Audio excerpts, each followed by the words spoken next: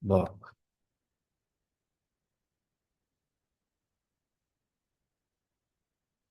Olá, caros amigos, caras amigas. Neste ano de 2026, a campanha da Fraternidade tem por tema moradia, moradia digna para todos. Assim, essa live do Movimento de Comunhão e Libertação tem por objetivo conversar com dois amigos nossos que dedicaram a vida à questão de moradia e que são reconhecidos não só no Brasil, mas inclusive no exterior como grandes nomes na luta por moradia digna para todos, os nossos amigos Cleusa e Marcos Ervini.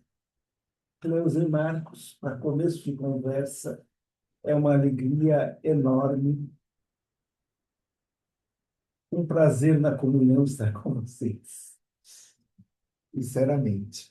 Eles fundaram uma organização chamada Associação dos Trabalhadores Sem Terra, aqui de São Paulo, e que foi fundada diretamente a partir de uma campanha da Fraternidade de 1986, Terra de Deus, Terra de Irmãos. E daqui a pouquinho eles vão contar essa história para nós, como é que isso aí aconteceu. Mas só para vocês terem uma ideia de como é o trabalho deles, eles hoje já conseguiram, através da associação, 40 áreas adquiridas na região metropolitana de São Paulo para a construção de bairros residenciais. São 22 mil lotes distribuídos, 20 mil casas já construídas, estamos falando de São Paulo, da região metropolitana de São Paulo, e mais de 40 mil famílias beneficiadas em cerca de 30 novos bairros. E ainda existe mais no interior, que a gente não colocou aqui nesses números. O trabalho da associação se caracteriza por ir muito além simplesmente da questão de moradia. E é mais uma vez outra coisa que eu vou pedir para vocês explicarem com cuidado para nós, por que o trabalho católico, quando se dedica a um tema como moradia, faz muito mais do que pensar na casa. O grande diferencial do trabalho deles, porém, me parece ser que vai além do objetivo imediato, que é a casa própria. Ele é um trabalho de formação de cidadãos ativos, não apenas de beneficiários de um programa ou de um movimento social. São cidadãos ativos e os bairros são muito mais do que um lugar onde as pessoas vão morar. São um espaço onde as pessoas podem, se quiser, viver uma vida de comunidade, viver juntos uns com os outros, com uma qualidade de vida melhor. Bom, já falei demais, agora começa com vocês. Contem para nós rapidamente um pouco dessa história de vocês. primeiro, boa noite a todos. Obrigado aqui pelo convite. É um prazer estar aqui com meu amigo Borba, amigo já de muitos anos, né? É, a gente começou, como o Borba falou, em 86, por causa da campanha da Fraternidade, Terra de Deus, Terra de Irmãos. Eu já fazia um trabalho com favelas na Zona Leste, no movimento de defesa do favelado. Então, foi muito natural quando veio o tema, eu me envolver, com isso. Eu era agente pastoral do movimento de defesa do favelado. A Cleusa, aqui na Zona Oeste, trabalhava também numa favela da região, e ela conta que numa missa o padre fala: pessoal, o bispo me pediu para criar aqui a pastoral da moradia. Então, eu preciso de 3 pessoas aqui da paróquia para participar. E ninguém apareceu. Não, vocês não entenderam, pessoal. Eu preciso de 3 pessoas para começar a pastoral da moradia. Ninguém disse nada. A terceira vez ele falou: Cleusa, você. É, e foi com essa chamada que a Cleusa acabou se envolvendo. Ela conheceu um advogado que fazia assessoria para movimentos sociais aqui na região, que trabalhava com moradia, que prestava assessoria na Zona Leste para o movimento de defesa do favelado. E eu comecei a fazer direito nessa época, e esse advogado me traz para ajudar a Cleusa a começar o movimento aqui na região, né? Então, em 86 a gente começa as reuniões para organizar o pessoal, reivindicar para a prefeitura, para o Estado, a construção de casa popular. Em 2 anos nada aconteceu, em 88 os movimentos da cidade toda se organizam e dizem: vamos fazer um monte de ocupação de terra na cidade toda para forçar o governo a fazer casa. E a gente olhou um para o outro e falou: não, nós não vamos participar disso, nós não vamos levar os nossos amigos para uma coisa que é muito perigosa. E a gente acabou se afastando desse movimento. Mas, por causa de uma ocupação que o bispo da época aqui, Dom Alfredo, o bispo auxiliar da Lapa, nos chamou para ajudar, 800 famílias foram despejadas e não tinham para onde ir. Ele pediu para os padres da região acolher nos salões das igrejas e pediu para a gente fazer companhia para essas pessoas. E nessa companhia, a gente foi, era uma verdadeira bagunça, uma situação complicada nas comunidades. Nós perguntamos por que vocês foram para uma encrenca dessas, né? O nosso movimento não participou. E eles disseram, porque o nosso coordenador disse que se a gente invadisse, o proprietário ia vender para a gente mais barato. E a gente, mas vocês queriam comprar? Eu falei, a gente tem um grupo que até juntou dinheiro. Nós pegamos uma comissão, começamos a procurar área na região, encontramos uma do lado da Coab de Taipas, aqui na região, ligamos para a mulher, contamos para ela a história, ela se comoveu e vendeu mais barato a área para o pessoal. Era uma área pequena, uma chacrinha, 18 famílias se organizaram e compraram. E nós falamos, pô, se deu certo com quem estava despejado, vai dar certo com quem participa de reunião. E foi aí que a gente começou um processo de organizar famílias e comprar coletivamente grandes áreas de terra. Hoje, aqui na região metropolitana, nós temos 40 áreas, como você falou, 37 na cidade de São Paulo, 3 na cidade de Cajamar, aqui próximo. E depois a gente foi entendendo que a casa não era só o problema da terra, era o problema depois da construção da casa de cada um, da infraestrutura, da água, da luz, do esgoto, da guia, sarjeta, asfalto. E a gente está há 40 anos fazendo isso, ajudando as pessoas a não só construir a casa, como a gente costuma dizer, a gente luta para que as pessoas tenham casa, mas no final a pessoa constrói a casa e constrói sua própria vida, constrói pessoas. Antes de continuar com a história, Cleusa, conta uma coisa. 40 anos Fala. é uma vida. Como é que você. Como é que vocês aguentam?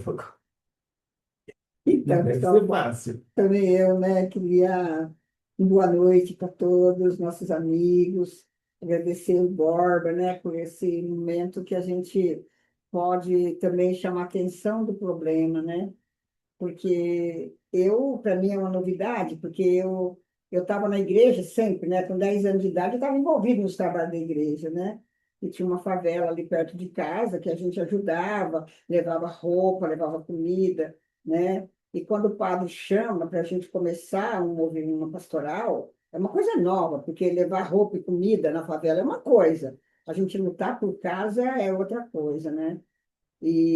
Mas para mim era diferente, né? Porque cada vez que dava enchente, eu tinha naquilo no coração. Cada vez que dava enchente, era uma favela muito difícil, na beira de córrego. E daí levava os barracos tudo embora. E ficavam as mães, né?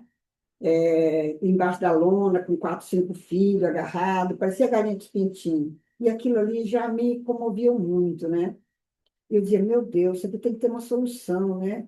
Então, quando o padre chama para a gente começar um trabalho, eu não sabia nada de moradia. Que levar comida na favela é uma coisa, lutar para fazer o conjunto habitacional é outra coisa, né? Mas eu tinha aquilo no coração, porque não era pessoal do sem casa, eram meus amigos. Porque já há muito tempo que a gente fazia um trabalho para aquelas famílias, né? Então, 40 anos, Borba, que a gente podia ficar aqui dias e dias contando, né? O desafio que tem a casa, porque não é fácil, porque você tem que lutar por uma quebra de estrutura, né? Porque até 78 tinha uma lei que quem tinha uma terra loteava aquela terra ali e vendia, e depois o governo colocava toda a infraestrutura. E nós não sabíamos disso. E quando a gente começou, como o Marcos falou, a comprar a terra, foi muito bonito, porque aqui na nossa região, Pirituba, Perus, Jaraguá, era muito barato o terreno. Sabe, um lote, a gente pagou 2, 3 salários mínimos de um lote, porque tinha muita chácara, tinha muita terra. Hoje custa mais, mas naquela época, salário mínimo sempre era salário mínimo. Então, era mais barato você comprar do que invadir. Porque quando você invade, tem que comprar madeira para fazer o barraco, perder dia de serviço para ficar ali. E quando você compra, não. Né? Então, a gente achou que tinha descoberto a América, quando a gente começou a comprar área de terra e fazer loteamento. Mas depois a gente descobriu outra coisa. Mas agora a infraestrutura. E o pessoal construindo casa, hein, porque era muito rápido. Porque as pessoas simples, né, fazem mutirão, ajuda o pai, a mãe, todo mundo, e vai e faz a casa, levanta um quarto para sair da favela, sair do aluguel. Era muito simples. Mas depois a água e a luz, né? Então, aí a nossa luta praticamente mudou, porque comprar terra era mais simples, mas depois a infraestrutura custa muito caro, é muito, muito, muito mais caro, né? Talvez 10 vezes mais caro a infraestrutura do que a terra. Então aí a nossa luta Mudou de ela rumo. mudou de rumo. É porque, na verdade, só para você ter uma ideia, né? Não tem nada que dá mais dinheiro no Brasil do que fazer loteamento. Porque geralmente o que o pessoal, vou me tirar hoje, como a Cleusa disse, as áreas são muito mais caras, né? Porque tem pouco, na cidade de São Paulo tem pouco. A última área que nós compramos, para 370 famílias, cada família vai pagar R$ 27.000 no seu pedaço de terra. E só para todo mundo entender, não é venda de lote, é uma compra coletiva onde todo mundo é loteador. Porque se você disser que está vendendo lote, você está cometendo um crime, porque o lote juridicamente não existe. Só depois de todo o processo de aprovação é que o lote passa a existir, depois do registro no cartório de registro de imóveis. Então, o que a gente faz? A gente está no limite da legalidade, a gente organiza as famílias, compra coletivamente a área de terra e cada um dos associados é o loteador. Então, nós somos todos loteadores. Então, a gente está pagando R$ 27.000 no pedaço de terra, com 30% de entrada, o restante em 24 parcelas, que foi a forma que a gente negociou com o proprietário. E hoje, se você fosse pagar toda a infraestrutura, você ia gastar mais uns 30 mil. Ainda assim, você teria um lote por pouco mais de R$ 50.000. Do lado de onde a gente comprou a área, o lote custa 200. Então, não há nada que dá mais dinheiro do que fazer loteamento no Brasil. Só que, ao invés, a gente aprendeu a fazer isso, foi ao longo dos anos aprendendo a fazer, mas em vez de fazer para ganhar dinheiro, a gente faz para que as pessoas possam ter casa por um valor muito mais barato. E o que move a gente? Vou te dar um exemplo. Domingo passado, nós fomos visitar uma das áreas e visitar duas famílias que já moram numa área nossa, na 25ª área.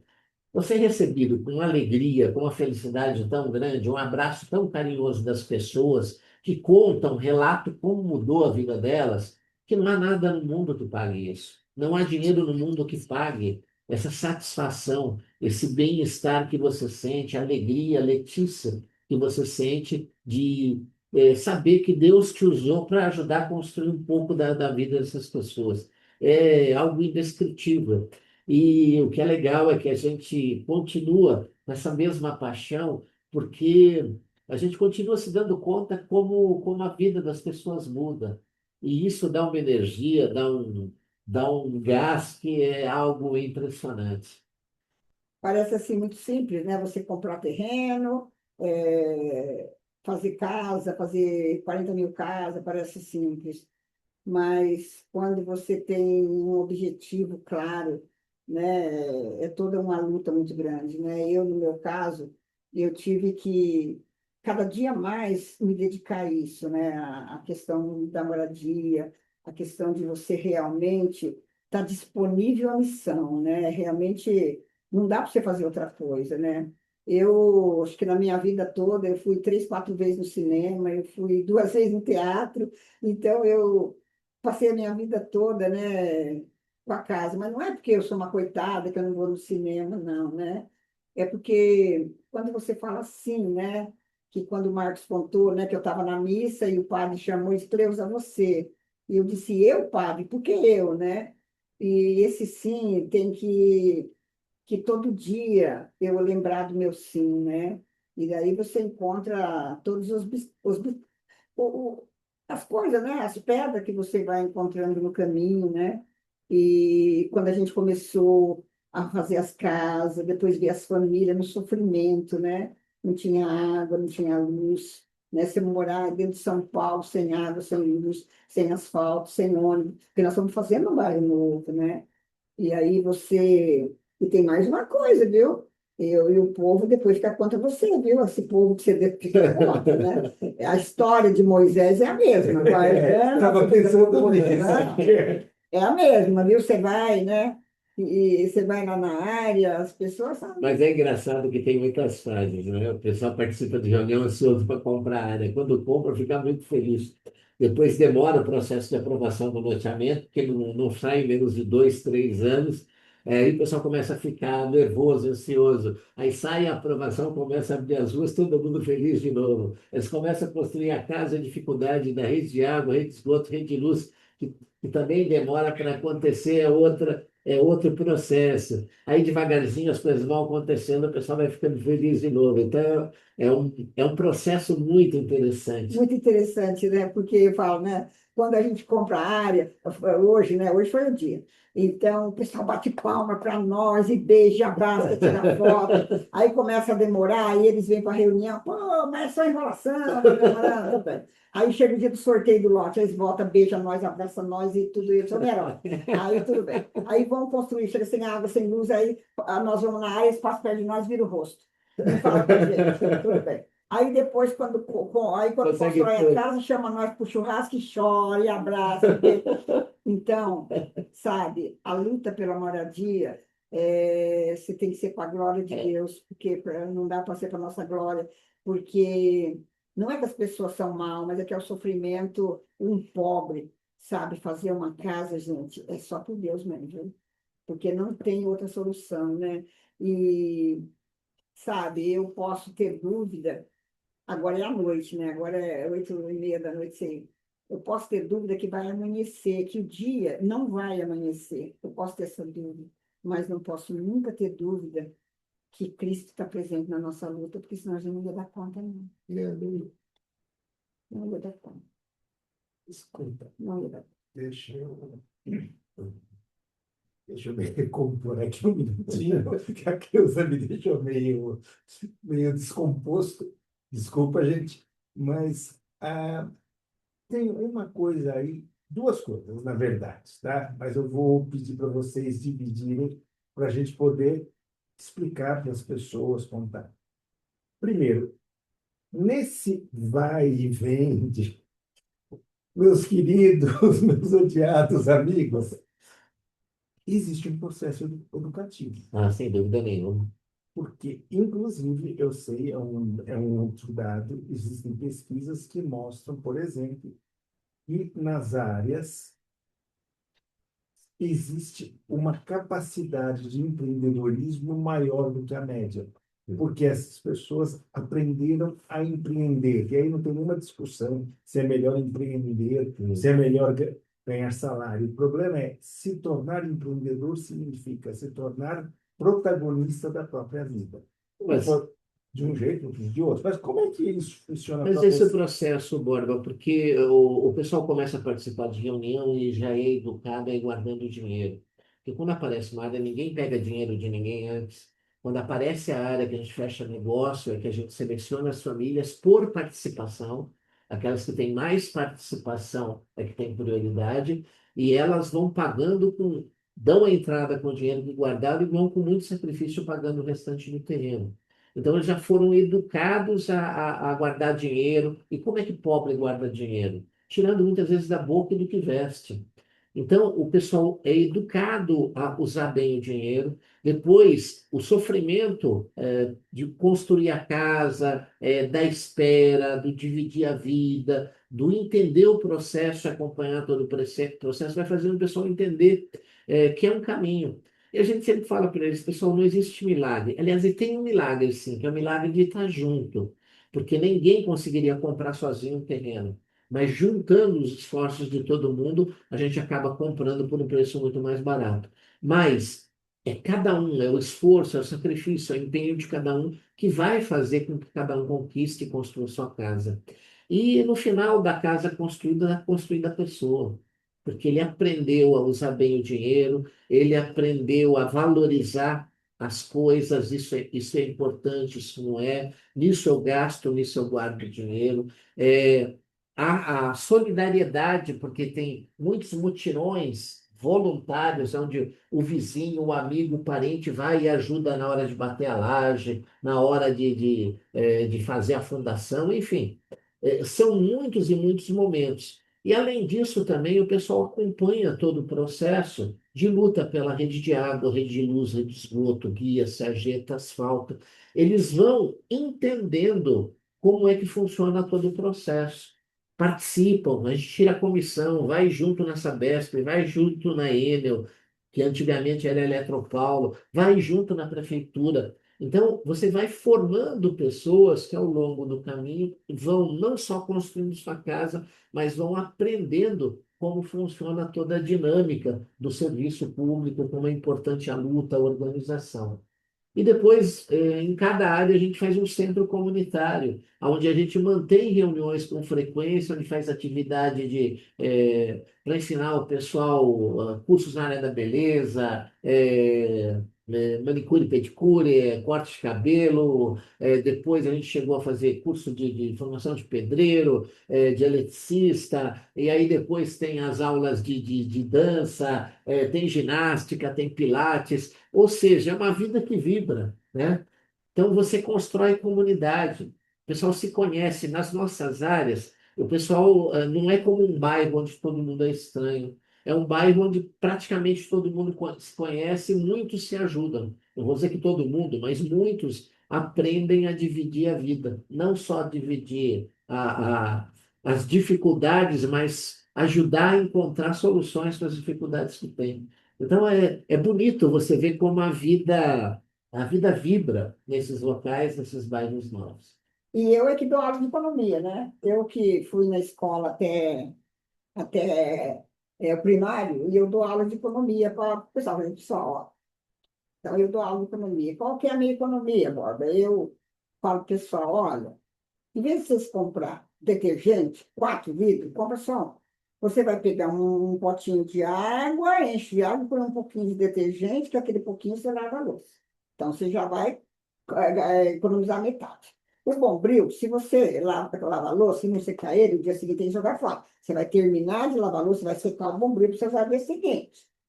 O coador de café, eu não gosto de coador de pano. Então, também o coador de café, você pode lavar ele e usar o dia seguinte também.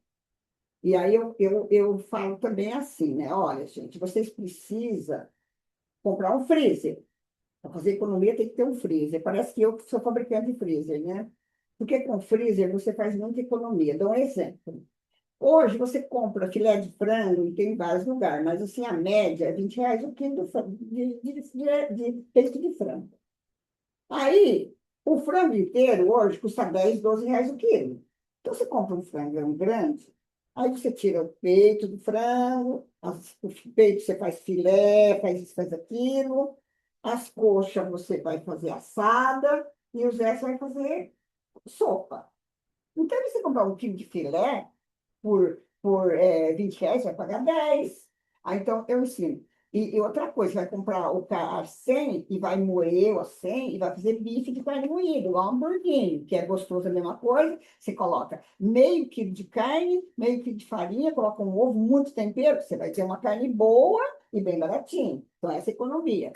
Então, às vezes você fala assim, mas você vai comprar terreno economizando frango, economizando bombril? Vai. Porque quando você economiza, está lavando louça, vê uma blusinha, fala, mas eu não preciso comprar essa blusinha. A que eu tenho ainda está boa, e não compra. Porque é um processo de É um economia. processo educativo. E eu vou fazendo outras E quando você coisas, né? aprende a economizar no pequeno, você gradativamente vai começando a aprender a economizar no Aí, grande. aí fala de economia. Então, economia doméstica. Então, toda economia que você quiser, aí você pega, vai na feira, no final da feira, você vai comprar todas as frutas, vai cortar, descascar e congelar, fazer suco. Porque a fruta é boa e é bem baratinho. Então, toda a fruta da época, porque você tem que comer bem e barato. Então, e você vai ensinando essas economias que as pessoas hoje, ontem e hoje, gastam muito dinheiro com comida. E você tem que comer bem e barato, a comida está caro. Mas se você tiver um freezer, sabe quanto você gasta de um freezer por mês de energia? R$ 30. Você liga um freezer, vai aumentar R$ 30 a conta da luz. Mas e a economia que você faz? E aí, quando você vai fazer compra por mês, você não vai comprar um frango, né? Você compra 4 frangos, que é para o mês inteiro, baratinho, na oferta. Vai comprar carne, espera quando está barato, e eu faço isso. Vou lá, compro o frango, põe no freezer. Eu não uso cartão de crédito, mas para quem usa, você compra o negócio hoje, pode pagar até em 3 pagamentos. As coisas estão bem mais caras, mas você já tem a comida. Então, a coisa é economia. Outra coisa que nós temos, pesquisa que não é nossa, é do CDHU. Um conjunto do CDHU entrega hoje, daqui 5 anos, 80% das pessoas não são mais a mesma. E a nossa casa, a nossas casas, conjunto nosso, em 35 anos, 95% das pessoas são a mesma, 95, hein? Em 35 anos. Você pegar uns 5 anos, já é 80%. Por quê? Aquilo que o Marcos falou, a gente faz um trabalho de comunidade. E outra coisa, a pessoa vai construindo a casa aos pouquinhos, economizando bombril, né, detergente, ela vai pegando um amor à casa, que a casa fica sem preço. Porque a casa, a pessoa vende a casa do CDHU e volta para a favela de novo. E o nosso pessoal vai melhorando a casa a cada dia. Por quê? Porque não é que a gente compra o terreno lá do povo lá, hein? Esse conjunto de 35 anos, cada 2, 3 meses, a gente faz reunião lá ainda do povo. Para falar o quê? Para falar sobre como que anda o hospital, como é que anda os ônibus, como é que anda a escola, sabe? Porque a gente vicia, eu e o Marcos, fazemos uma média de 100 reuniões por mês. 100. Pega sábado, domingo, faz 10 sábado, 10 domingo, sabe? Faz 100 reuniões por mês, nós dois. Então, não é fácil. Mas é coisa bonita, sabe? A gente vê a pessoa na casa dela, sabe? É, é uma alegria, sabe? É uma alegria porque a casa não é para nós a nossa profissão. A casa é a nossa vocação. Então, é bonito esse negócio, né? É porque uma coisa que a gente aprendeu e aprendeu dentro de comunhão e libertação, né, foi que você tem que se dar conta de qual é o chamado que Deus faz na tua vida. Porque a gente tem, como dizia Dom Jussânio, fundador do movimento, nós temos um instrumento chamado coração. Coração no sentido bíblico, local do sentimento e da razão, né? Não uma coisa separada da outra. E, na verdade, a gente sabe o que faz bem e o que não faz bem para a gente. Só que, geralmente, o problema é que aquilo que nos faz bem, que nos satisfaz, são coisas que são mais difíceis, que exigem mais sacrifício, que exigem mais empenho. E aí, muitas vezes, a gente quer pegar um atalho. E na vida não existe atalho. Se a gente aprender a ouvir esse coração, e tiver coragem de seguir, a gente vai construindo um caminho muito bonito e com muita maravilha, muita beleza, muita letícia. Aproveitar que você. Gente, eu aqui sou inútil, tá? Mas deixa eu fazer alguma coisinha, uma perguntinha ou outra, porque vocês viram que eles já vão direto, né? Depois eles me disseram, 1 hora é muito. Eles falavam 3 horas, mas vamos lá. Eu queria perguntar uma coisa que vocês a Cleusa já começou a contar e você agora retornou. O que significa para vocês Jesus Cristo nessa história? Ah, a gente teve um grande amigo, né, só para exemplificar, que é Padre Aldo, né, que faleceu faz quase 2 anos. E ele eh, no Paraguai fez um monte de obra tal, e é uma pessoa apaixonada por Cristo. E ele dizia, eu sou tu que me fazes, né? Porque, na verdade, quando você está aberto à realidade, como nos ensinava Dom Jussânio, você vai se dando conta que Deus fala com você, Cristo fala com você através da realidade. E cada vez que você diz sim à provocação da realidade, Cristo vai se tornando cada vez mais concreto. Isso não é abstrato, não é alguém que eu vou encontrar depois da morte, é alguém que está presente no cotidiano da minha vida. E a gente brincava com o Padre Aldo, né? Que no casamento não dá para ser feliz em dois, tem que ser a três. Tem que ser marido, mulher e Cristo. Se Cristo não tiver no casamento, o casamento não dá certo. Se Cristo não tiver na amizade, a amizade não dá certo. É, Cristo o grande significado da minha vida, eu não tenho nenhuma dúvida disso. E a Cleusa é a pessoa mais importante na minha vida, porque é a que mais me ajuda a olhar para Jesus Cristo, que é o significado da minha vida. Se a companhia, o casamento, a amizade não for para isso, não serve para nada. Se não servir para tornar cada vez mais familiar Jesus Cristo, não serve para nada. Elza, já que você que aponta para ele Jesus Cristo, aponta um pouquinho para nós. Como é que fica Jesus Cristo? Conta um pouco mais para nós. Como é que fica Jesus Cristo nessa caminhada de moradia? Olha, quando eu comecei a associação, muitas pessoas começou, né? O padre junto, né? Muitas pessoas. E depois foi ficando tudo para trás, né? O padre que a gente começou junto, até depois ele se casou e hoje é dono de uma empreiteira, o padre. Então, e outros amigos que foram, todo mundo viu na associação, viu no movimento, uma forma de ser empreendedorismo, de fazer loteamento, fazer imobiliária, né? Então se perderam no meio do caminho, né? Mas a gente teve a graça, né, de não se perder porque Cristo é o centro da nossa vida. E eu não tinha bem, eu sempre nasci católica, né? Não tinha dúvida, mas eu encontrei o movimento, né? E eu aprendi isso com o movimento, porque eu tinha, mesmo dentro do movimento, ajudando, eu tinha uma dor, porque, para mim, ajudava uma família a ter casa, tinha 100 que não tinha, ajudava 100, tinha 1.000, então aquilo ali não me satisfazia, né? E quando eu encontrei o movimento, eu aprendi isso, né? Eu aprendi que Cristo não curou todos os doentes da Palestina. Então, quem sou eu para curar todas as pessoas que não têm casa, né? E fui cada dia entendendo mais, Borba, que sem Cristo precisa carregar Cristo no canto dos olhos. Porque se eu não tiver Cristo no canto dos olhos, eu me perco com o poder, me perco com a preguiça, me perco. É muito fácil dizer, mas para quê? Se a gente faz 40 mil casas, se São Paulo falta 3 milhões de casas, falta 3 milhões. O que é 3 milhões perto de 40 mil? Eu que dediquei a minha vida, que dedico a vida, que não faço outra coisa. Então, você pensa que está enxugando gelo, né? Mas quando você entende, né, que nós somos apenas uma ferramenta da luta de um povo, né? Que Cristo me colocou na luta do povo. E eu tenho muito claro isso, né? Porque eu acordo de manhã com uma alegria. Esse final de semana vamos fazer 17 reuniões, né? Começou hoje, até domingo vai ser 17 reuniões.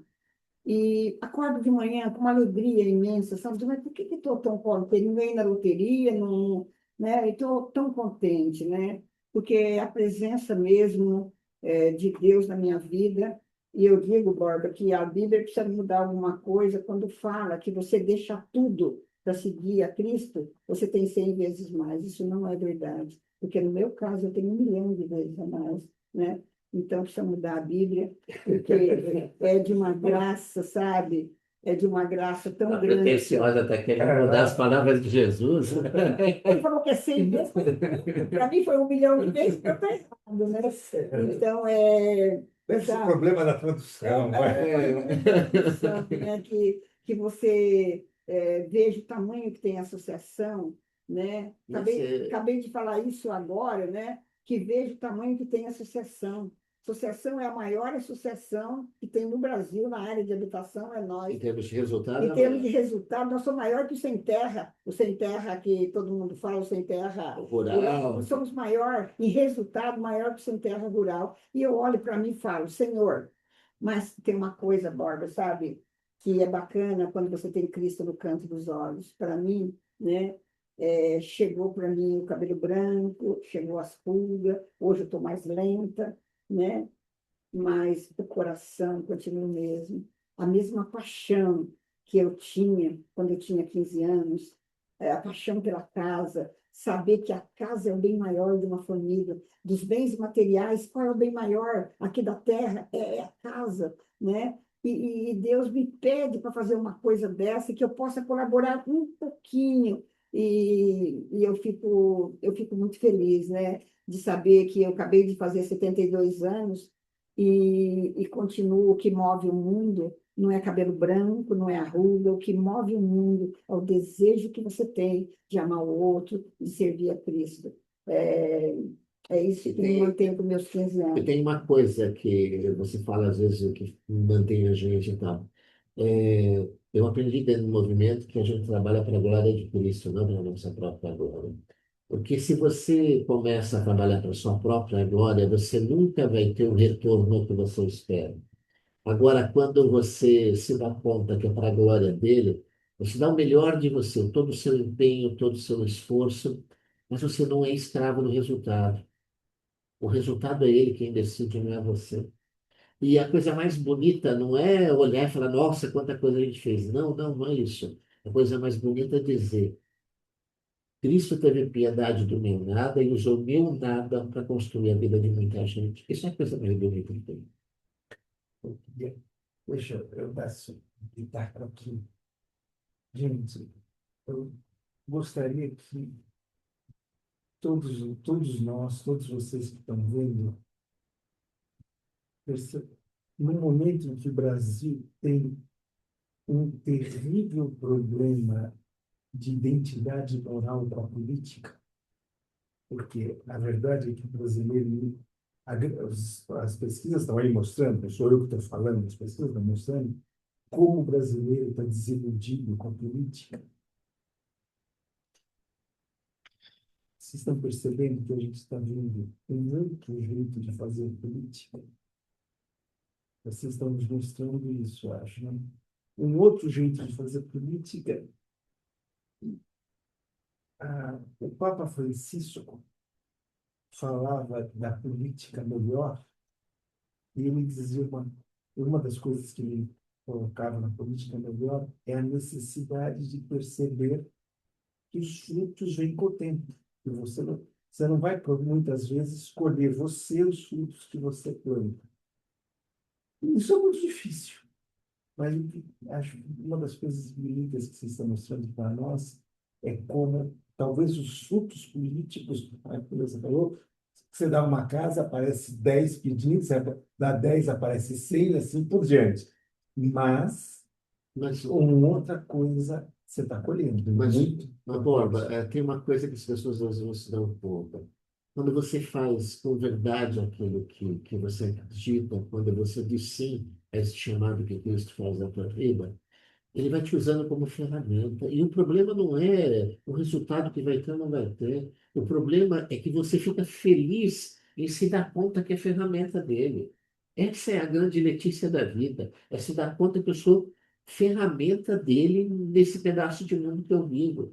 E olha só que coisa bonita, né?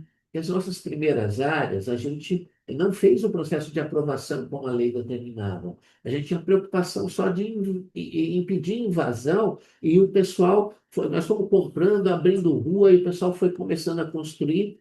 Então, as primeiras áreas não tinham escritura e a gente teve que fazer toda uma luta para fazer regularização fundiária, para que aqueles lotes, que a gente era dono da área como um todo, fossem transformados numa escritura para cada lote. E por causa disso, quando eu fui vereador, eu comecei uma luta. Começou comigo, depois eu, como deputado, a gente avançou, conseguiu criar no Estado a Cidade Legal, que é um mecanismo de regularização. E em 2022, o vereador, que é filho da nossa luta, que é o Fábio Riva, fez a lei de regularização da cidade de São Paulo, que hoje faz com que regularizações que demoravam 40 anos para acontecer possam ser feitas em 4. E a gente nunca pensou nisso, nós pensamos em atender o nosso povo, as pessoas que confiaram na gente, com quem a gente caminha até hoje. Então, quando você é fiel àquilo que Deus te pede, Ele usa a tua fidelidade para construir uma história muito maior, muito mais. É impressionante. Marcos, mas tem um antes, né? Que quando eu estava falando que a gente comprava área e depois não tinha infraestrutura, e a gente não tinha lei para isso, né? Porque a lei diz que quem faz loteamento, ou rico ou pobre, precisa colocar infraestrutura. Então, de dois em 2 anos tem eleição, a gente ia atrás de vereador, atrás de deputado, os caras vinham, aquela área feia, cheia de barro, cheia de tudo. Imagina um político, que delícia, né? Oh, se eu eleger, eu vou fazer tudo para vocês. Aí a gente pedia para o povo votar e, ó, o político ia embora. Daqui 2 anos, eleição de novo. E aí a gente fazia de novo. E aí, olha, o movimento começa em 86. No ano de 2000, numa reunião, o rapaz falou para o Marcos, vamos parar dessa coisa de eleger um outro, por que você não sai candidato? Aí eu falei, não, não, não, não, não, não, pelo amor de Deus, nós estamos cheios de problemas, não queremos político. E aí o Marcos, contra a minha vontade, saiu o político. Mas como é que faz a campanha, gente? São Paulo, ano 2000 tinha camiseta, tinha boné, tinha dentadura, tem demoleta, tudo para os políticos dar. E nós não tinha nada. Um, um amigo fez uma caixinha de sapato assim, cheia de fotografia do Marcos. Olha, papel de campanha é feia. Dele era mais feio ainda, que é preto e branco. E eu, na reunião, distribuía para as pessoas e falava para a pessoa, leva esse papelzinho, tira o xerox e dá para o seu amigo. Todo mundo ria de nós, nós ganhamos a eleição em São Paulo com xerox. E o Marcos foi um dos mais votados vereador do ano de 2000. E aí o Marcos, como vereador, ele criou uma lei que diz o loteamento de interesse social, o governo pode colocar em infraestrutura. Não tinha lei para isso. Ele criou essa lei, que se o loteamento for de interesse social, pode, então, fazer a infraestrutura. E depois ele, como vereador, criou outras leis, por exemplo, a Sabesp, quando tem uma taxa mínima, se você usar até 10 mil litros de água, um exemplo, você vai pagar, sei lá, 30, 40 reais. Se você usar 11 mil litros de água, 1.000 a mais, você já dobra. E uma pessoa que mora num quintal, que tem um relógio Na época só, morava, tinha muito cortiço que só podia ter um relógio. A gente conseguiu. que pode ter quantos relógios puder, foi ele que criou, porque antes cada casa tinha que ter um relógio, máximo 2. E o Marcos criou uma lei, a primeira lei que ele criou é que a pessoa que morava em quintal podia pegar o contrato e levar na prefeitura, e a prefeitura dar a conta mínima de água. Ele que criou a lei. E depois ele criou a lei que você pode botar quantos relógios quiser em casa, que hoje até nos prédios do CDHU tem, é a lei do Marcos. Por quê? Porque ele criou as leis voltadas. Então, quando se fala muito da política, então Marx criou todas essas leis. Hoje ele fala agora da lei do Fábio Riva, que ele que começou a fazer a lei e o Fábio Riva melhorou. Uma escritura baratinha hoje, uma casa de pobre, é 20 mil reais. Hoje nós fazemos a de graça, escritura de graça, porque foi a lei que começou com o Marx e agora com o Fábio. Outra coisa, o Marcos teve 6 mandatos. Nunca usou carro oficial. Falei, Marcos, não entra nessa porcaria, isso é perigoso. Porque se começa a andar de carro para baixo para cima, é perigoso. Não anda de carro oficial. Nunca andou de carro oficial. Hoje é subprefeito. Continua. Tem 2 carros lá parados, os caras dormem dentro do carro, porque é 24 horas de carro. Ele dirige o carro dele. Está com o vidro quebrado e está lá. Ele não tem tempo de consertar o vidro do carro. Mas por que eu estou falando isso? Porque a pegada é outra. Não, e não é só para todo mundo, não é uma questão moralista, por favor, porque senão fica parecendo, nossa, eu estou vendendo a imagem. Não, não, não é isso. É que a gente não pode se habituar às benesses do poder, porque senão a gente perde o foco, senão a gente corre o risco de perder o nosso caminho. A gente tem que se dar conta que, enquanto a gente tem mandato, a gente é um servidor público. E o servidor público não pode usar o cargo para o seu próprio bem. Ele tem que usar o cargo para o bem coletivo, para o bem comum. É, é, e se você não se dá conta disso, é muito fácil se perder. É muito fácil se perder. E eu não tenho nenhum problema é, de não usar todos os benefícios que o parlamentar usa. Mas o que eu não quero é perder minha salvação. Mas tem mais uma coisa que Essa é fundamental. não é só o carro oficial, hein? O deputado, agora deve ser mais. 30 mil reais por mês não é salário, não, hein? É para usar de restaurante, viagem, não sei o que. Sabe quanto que o cara. Então, um ano é 360 mil, né? 30 mil por mês não é salário. É só para você. O Marcos, o último ano de deputado, ele gastou 7 mil. Os outros estavam 360 do CEP, porque tem que pagar o celular, é oficial, tem que pagar 7 mil contra 360. É o que ele falou, não é moralismo. Sabe que as mulheres dos deputados, muitas vezes, me encontravam em eventos, falavam para mim assim, Cleusa, eu tenho uma costureira, você não quer ir lá na minha costureira? Olha o meu cabeleireiro, olha, você gostou do meu cabelo? Você quer ir lá no meu cabeleireiro? porque achava que eu era uma mal vestida, uma mal arrumada, ainda queria levar. E eu falei, não, não quero sair fora desse negócio. Que é aquilo que o Marcos falou. A gente não pode. O poder é para você ajudar o outro. O salário de deputado já é muito bom, e ainda você vai ficar 30 mil reais pra você ir em um hotel e restaurante. Para quê, gente? Para quê? O salário é bom. Então, não pode, porque se acostuma com esse negócio. Já pensou eu atrás de cabeleireiro, gente? Agora acabou o mandato, como é que eu ia fazer? Eu ia entrar em depressão. E os meus vestidinhos? Eu compro aqui no camelô, é bonito, é a mesma coisa, porra. Você não acha que eu me visto bem? Olha, eu mesmo que pinto meu cabelo, eu que corto meu cabelo, corto o cabelo dele, eu não dele. Eu corto cabelo, nós compramos roupa no camelô, não é que eu compro, eu vi bonitinho aí na Lapa, eu compro. Agora eu tinha que ir na costureira da mulher. Se a pessoa pagar R$ 1.000 de um vestido, mas por quê, gente? Porque nós não podemos fazer um negócio desse, né? Então, ó, não, a nossa vida, a nossa praia é a associação. Não tem outra praia. Mas me conta mais um pouquinho agora, só porque a gente já entrou nessa seara. Você foi político eleito durante muito tempo e ainda está 22 anos. vinculado à política. O que você diria que faz diferença no político permanecer honesto e corresponder ao seu eleitorado? Acho que duas questões fundamentais, né? Primeiro, você entender qual é o verdadeiro amor da tua vida. Se você não entende que Jesus Cristo é o verdadeiro amor da tua vida, é difícil. E segundo, uma companhia. Você ter a companhia de amigos e amigas que te sustentam no caminho e te ajudam a entender o que realmente é importante na vida. Não me afastar do povo que eu represento, porque um parlamentar representa um povo. E se ele se mantém sempre próximo a esse povo que ele representa, olhando para as necessidades, para as dificuldades que esse povo tem, é muito mais difícil se corromper. Então, eu acho que, em primeiro lugar, entender qual é o grande amor da tua vida, entender o que realmente é importante na vida, e, em segundo lugar, a companhia dos amigos e amigas que fazem o caminho junto contigo. Agora a gente já está indo realmente para o final do programa. Não estamos terminando, mas estamos indo para o finalzinho, tá? Então, agora, voltando um pouco, nós demos uma certa volta no tema da campanha da oportunidade.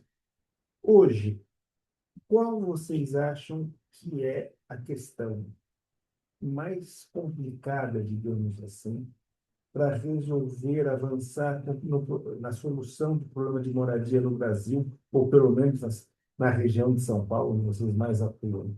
Eu queria responder essa, Marcos. Eu acho que o maior desafio que eu tenho hoje é que a terra em São Paulo hoje tem para para prédio. E para fazer prédio, você depende. Porque quando a gente tinha os lotes, a pessoa ia construir aos pouquinhos. Hoje tem que ter prédio, né? Hoje a nossa luta, acabamos de comprar uma área, talvez seja uma das últimas, porque hoje agora tem que ser prédio. E aí você depende dos órgãos públicos, né? Depende do dinheiro público. O dinheiro público, aí você depende de partido, se o cara se interessa por você, se não se interessa, se não é do meu partido, então é problemático. Mas eu tenho ainda um problema maior do que há 40 anos atrás. Então, a gente tinha em 86, a campanha de fidelidade volta de novo, por isso que estamos aqui hoje falando sobre isso, mesma coisa, porque o problema está aí, né? O problema de 40 anos era um, só que tem uma coisa, né? As pessoas de 40 anos atrás era uma, as pessoas hoje é outra. As pessoas hoje, por causa da política, por causa de todo o sistema, as pessoas hoje não têm a mesma garra de luta que as pessoas tinham. As pessoas hoje, quando eu dava aula de economia, que eu dizia que tinha que economizar detergente, tem alguns que olham para cima, que tal, tal. Sabe que eu estou falando, mas não tem a mesma paixão que o pessoal de 30 anos, até 20 anos atrás. O pessoal de 20 anos atrás está muito envolvido, mesmo gente velha, não se contaminou, não é só gente velha, velha que eu falo assim, né, que já deveria ter juízo para pensar alguma coisa, sabe, uma pessoa de 50 anos, não é que é velha, mas eu acho que ela tem idade suficiente para já estar uma vida séria, né? E as pessoas hoje estão envolvidas, sabe? As pessoas hoje não querem mais fazer comida, elas querem ir no iFood, as pessoas hoje querem ir no shopping. Então, hoje o negócio hoje está mais difícil, porque a pessoa está lascada, não tem casa, não consegue pagar aluguel, está socada de favor na casa da mãe, na casa do pai, mas ela não se dá conta, né? E muitas pessoas também se afastaram de Cristo, que há 20 anos atrás, você sabe, mesmo os católicos, quantos católicos nós éramos há 20 anos atrás e quantos católicos nós somos hoje, né? Então, as pessoas perderam a fé, as pessoas, por causa dos escândalos da política, agora você vê os escândalos chegam até o Supremo. Então, todas essas coisas, há várias pessoas, elas vão perdendo a força. E aqui na associação, hoje, nós, sabe, você põe o cara na tua frente e você começa a bater, para ver se ele acorda para a realidade, Mas tem né? uma coisa fundamental, só para que eu acho que é importante. Primeiro, essa concepção equivocada de que o governo está atrás de tudo. Não é. A gente está cada vez mais gastando em saúde, cada vez mais gastando em educação, e daqui a pouco vai falir. Não tem recurso para tudo. Então, por exemplo, eu acho que os programas sociais são importantes porque tem gente que sem eles passa fome, mas tem que ser selecionado. Não dá para distribuir dinheiro para milhões de pessoas, de brasileiros. É, Você tem que fazer um controle muito maior de quem precisa realmente ser ajudado e quem não precisa. Então, é todo um processo. Hoje, por exemplo, a gente precisa construir prédios, mas nós organizamos o pessoal, nós compramos o terreno para entregar para a Coab ou para a Cenevaú para construir aqui. Então, a gente precisa ter essa cultura, resgatar essa cultura da coparticipação, da divisão de tarefas, do empenho de cada um, porque se todo mundo colaborar um pouco, o resultado é muito maior. Acho que essa é a primeira questão. E a segunda, eu concordo com a Cleusa, é essa mudança de cultura, não é? A gente vive num mundo que cultua o individualismo, cultua a futilidade, tanta coisa fútil que as pessoas acabam. Então, ou a gente volta a resgatar valores, a resgatar conceitos, ou a situação vai complicar cada vez mais. Eu, pelo amor de Deus, eu não sou contra a tecnologia, eu acho que a tecnologia é importante, ela traz avanços, então, mas, nossa, eu acho que falta um pouquinho da educação que nossos pais nos deram. Hoje, os pais querem dar para a escola a responsabilidade de educar os filhos, e a escola não educa filho. A escola ajuda a formar no conhecimento, mas a educação tem que ser dada dentro de casa. Os valores têm que ser dados dentro de casa. Ou a gente resgata valores, ou a gente volta a se preocupar em educar os nossos filhos para enfrentar a realidade, ou a gente vai viver cada vez um mundo mais complicado. Mas acho que a maior contribuição que a gente pode dar na associação hoje, nós temos pessoa que não tem terra ainda, como o que nós fizemos hoje, né, os encontros de quem não tem terra ainda. Acho que a maior ajuda que a gente, como cristão, pode levar para esses pessoal não é nem a causa, sabe, é a esperança. Acho que nosso papel hoje, o maior papel hoje que a gente pode de um cristão é levar para o outro a esperança, porque as pessoas estão sem esperança, né? 60% das pessoas do mundo hoje estão com depressão. Por quê? Porque falta esperança. Então, acho que a maior contribuição, mais do que a casa, mais do que o que a gente fez, os movimentos universitários. Hoje eu tenho 2.000 mulheres, hoje, que eu tenho curso de Pilates em vários locais, tem 55 lugares hoje, que eu faço aula de Pilates, sabe? E nessas aulas de Pilates a gente vai e a gente fizemos aqui o Dia das Mulheres, encontrando todo mundo aqui, para a gente poder levar esperança para esse pessoal, sabe? O pessoal está sem esperança, então a maior contribuição que a gente pode dar hoje para as pessoas é, é devolver para elas, Manter viva a esperança. manter viva a esperança, Esse porque deve ser o papel de toda e qualquer liderança. O verdadeiro líder é aquele que mantém acesa a esperança no coração das pessoas. Gente, a gente está indo para o final. O que eu queria chamar a atenção daquilo que nós já ouvimos hoje é como, na verdade, os nossos problemas são sempre mais problemas de mentalidade, de modo de ver o mundo e de viver um protagonismo, não no sentido de ser importante, mas de ser alguém que constrói a própria vida. Dignidade não é só ter direito à casa, também ter direito à casa, mas dignidade, vocês viram aí, dignidade é saber qual é o amor da nossa vida e poder realmente viver do amor da nossa vida. Estou tentando parafrasear o Zerbini, se você me permite, Zerbini, mas eu acho que hoje nós vimos isso na prática, né? Ou ouvimos isso na prática, naquilo que eles testemunharam para nós. E este é o modo diferente de construir um povo que é capaz de mudar o mundo. E o mundo muda assim, mas mesmo que não mude, a vida tem um sabor que vale a pena. Zerbini e Cleusa, nós temos 3 minutos para a despedida Nossa, de como vocês. foi rápido.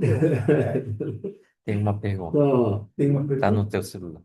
uma pergunta no celular. Ixi, peraí. As perguntas aí, o pessoal não pode lhe perguntar. Tem uma. Uma pergunta, meu Deus. Atenção, gente. Uma pergunta aqui. Ora, vocês já tentaram vir para o litoral diocese de Caraguatatuba? Não. Pessoal, a gente é convidado para ir para tanto lugar, a gente não dá conta nem da nossa região. E a gente aprendeu uma coisa com o Carron, que acho que foi muito importante, que foi responsável do movimento. Ele dizia o seguinte: é, se Deus te pede 10, fazer 9 é pecado, mas fazer 11 também é pecado. Então, a gente tem que se dar conta do nosso limite e não achar que a gente é capaz de mudar o mundo. Então, eu gostaria muito de espalhar essa experiência para o Brasil todo, porque eu acho que muita gente poderia reproduzir essa experiência. Mas, infelizmente, a gente não tem perna. Certo. Bom, ainda você ainda tem, desculpe, você ainda tem mais 1 minuto para dar o seu tchau, Zerbini. Depois a gente passa para a Cleusa dar o tchau dela. Não, só agradecer a cada amigo, a cada amiga, agradecer em especial o Movimento por Minha Libertação, porque foi um lugar que transformou aquilo que era a sua intuição na gente em certeza. E foi quem fez entender a gente, fez, na verdade, a gente entender eh, que a gente tem que trabalhar para a glória de Cristo e tudo mais acontece de forma natural. Então, eu também, né, devo, acho que pode ter que ter a minha vida para o movimento, porque eu não estaria mais na associação se eu não tivesse encontrado o movimento, se eu não tivesse encontrado alguém que me ajudou a entender que toda realidade é positiva, porque toda realidade é Cristo. Porque é difícil quando você vê e você começa a não entender por que que uma pessoa, um pai de família, que é direito, uma mãe que trabalha, que luta, que mora num lugar, num barraco, que mora à beira do córrego e que trabalha, que não são vagabundo, e você começa a não entender aquilo, né? Então, o movimento me fez entender que toda realidade é positiva, que toda realidade é Cristo, né? Porque tudo aquilo que a gente vê é para o nosso bem. Quando eu encontrava uma pessoa dessa chorando, que não tem a casa, eu dizia, pô, meu, mais um problema para me resolver, né? Agora, quando eu encontro, né, um desespero desse, eu olho e falo, vou prestar atenção para ver o que que o mistério quer me dizer com esse novo desafio. E aí a gente toca e vai aprendendo quais são os desafios, né? E Sem ser refém do resultado. sem ser refém do resultado. Eu não tenho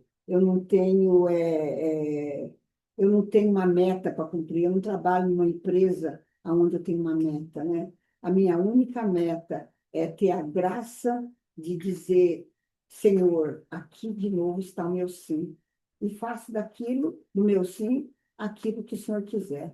E aí aparece o desafio e a gente acaba se alegrando depois e agradecendo a Deus por cada desafio que a gente tem todos os dias.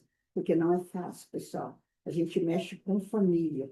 E mais do que isso, é família que trabalha e que luta, não é aquela família coitadinha que, ai, eu não posso, eu não tenho, eu não vou. É família que luta, que trabalha. Então, é um desafio maior, porque é um público muito especial, o público do qual Deus deu para a gente tomar conta, né? Nosso rebanho é, é especial, é chique porque luta.